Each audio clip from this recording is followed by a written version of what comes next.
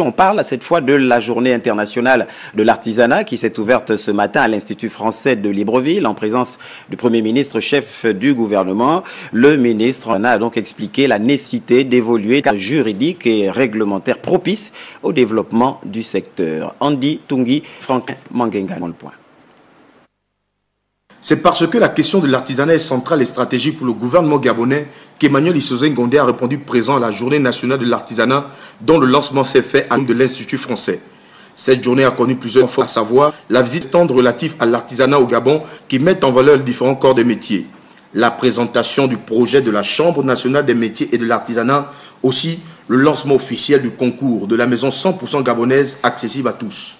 Nous avons justement voulu montrer l'importance que l'artisanat peut apporter dans la diversification de l'économie et dans le développement du pays. Il faut aujourd'hui que les artisans aient vraiment envie de travailler ensemble. Il faut qu'il y ait une culture associative, de se dire que je fais un artisanat, peut-être à côté on fait la même chose, mais mettons-nous ensemble, parce qu'ensemble on ira plus loin, on sera plus fort. Donc l'élément clé de la réussite de ce projet, c'est la volonté des artisans gabonais de travailler ensemble, de se rassembler selon leur corps de métier. Si nous avons au niveau des populations cet élan associatif, eh bien, pour moi c'est l'élément clé de la réussite de ce projet. Des échanges entre les artisans de France et du Gabon présageaient également lors de cette journée.